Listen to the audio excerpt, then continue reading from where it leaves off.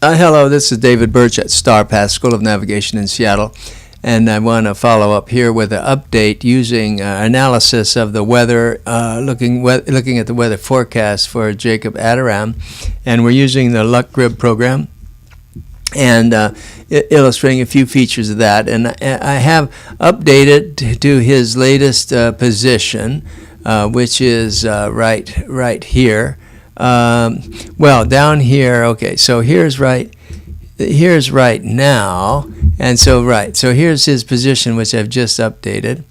This is a run line that goes to Cairns, and here's his position, and then this route, this vessel that we've set up here, vessel Emerson, that's the name of his rowboat, and that is following this line, is following it, and his average speed 1.5. He's actually doing a little bit better than that right now.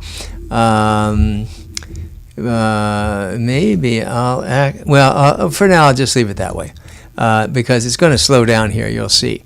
All right, so here's the present conditions right now, and then over here I've set up the files that we care about for this, which is we're using the FV3 GFS. That's the new generation of the GFS model. It's perhaps the best global model available at the moment. And then we're using currents from RTOFs and OSCAR. And then shortly we'll start adding some waves to look at the wave patterns and so forth. I haven't put those in yet.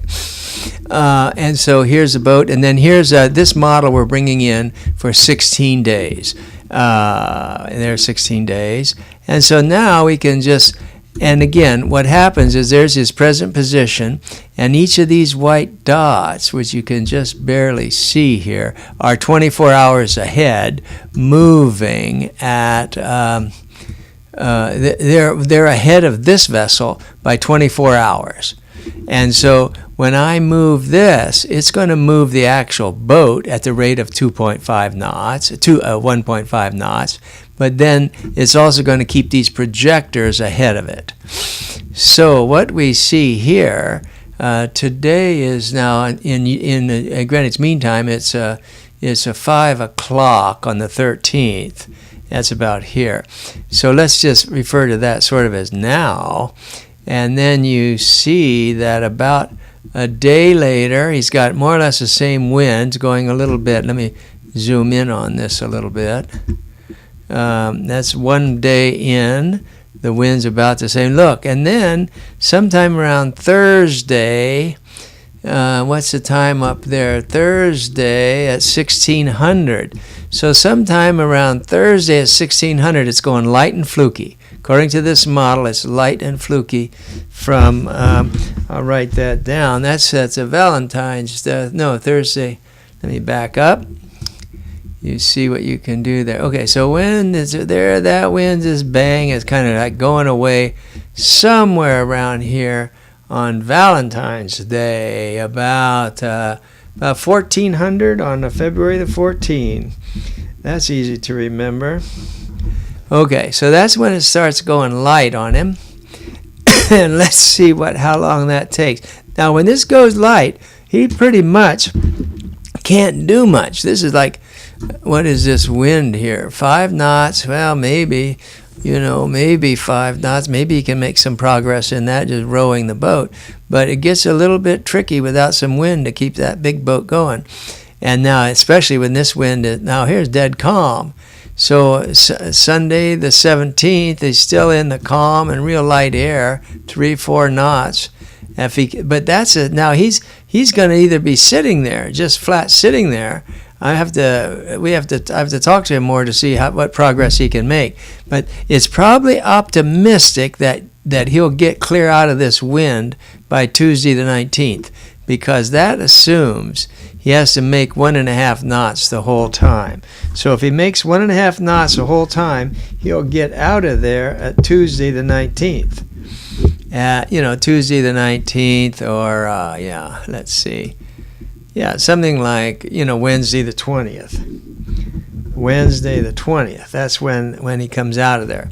And then after that, it's all that's just a bad spell to go through.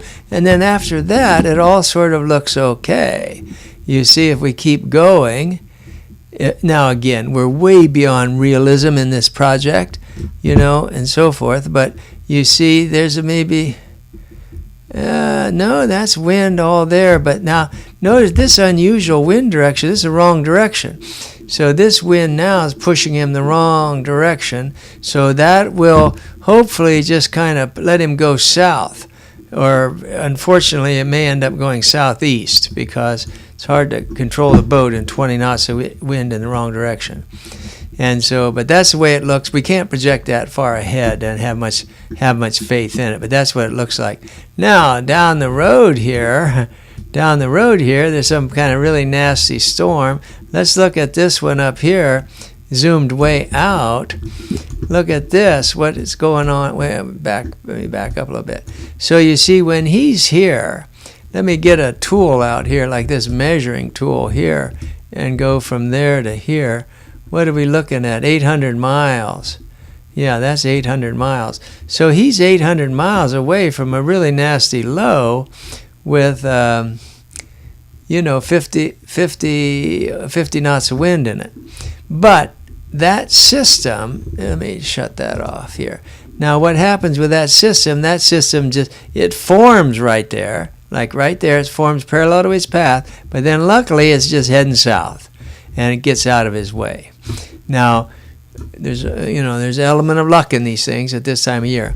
So here we go. This one also is probably going to be dissipated by the time he gets there. So he's still looking fine. And he doesn't mind slowing down a little bit now. If he, April, March and early April. March is a little bit early here. April is even a little bit early here.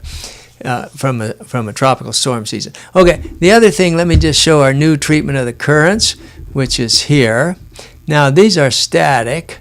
I'm only doing them one a day. RTOFS actually has a 5 days of forecast, but here's the new presentation. It shows up on the Google Earth, and it looks like this. And we have the RTOFS and the OSCAR having the same.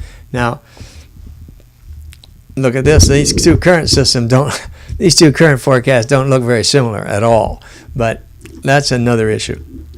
But here's how we're marking them. This is our new system. I've changed the color pattern.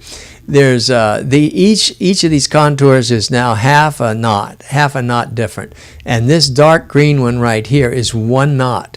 So that's a pretty strong current out there in the middle of the ocean. So this is a 1 knot, 1.5. Now look at this thing. Look up there in the top corner up here where the currents are. This current down in here is 2 knots, 2.2 knots. That's a very strong ocean current in the middle of nowhere. Now, again, unfortunately, it's pushing him the wrong way. It could just as well, if you look here, there's eddies going all over the place. It could just as well push him the right way, but this is part of sort of a general equatorial drift going that direction. It's the wrong direction and it's real strong. So that will tend to push him in that direction. Let me go back and show one other thing for this general discussion. Routes, Jacob to Hawaii. Let me turn that route on. Okay, so this is a route that we drew when he was in Hawaii on the way to Cairns, Australia. Now, what a general tactics here would be that we really don't want to go across that line. If at all possible, he should try to get south and not go over here. What happens is these winds could get real strong and make it very difficult to get south. So the idea at this point in the route planning is try to stay south as best as possible in this business. And so those are two currents. Later, let's look at these currents are just totally different. There's another strong 2 knots of current over here, but it's way out of the picture. This is February 10th. The OSCAR currents are every 5 days. Every 5 days we get a 10-day average of the past 10 days.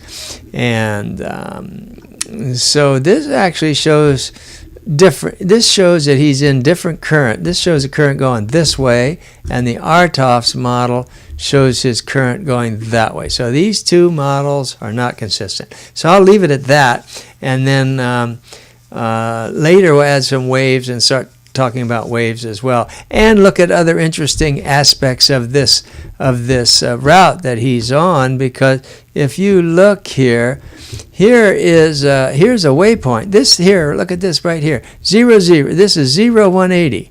So if he can get down here and cut through this point right there, that right there, then he will change both hemispheres at the same time. He'll go from the north hemisphere to the south hemisphere, and he'll go from the western hemisphere to the eastern hemisphere. Just bang, one step right across there. So that would kind of be neat to go through that waypoint there, if possible. Try to push that boat south and get into here for that interesting moment.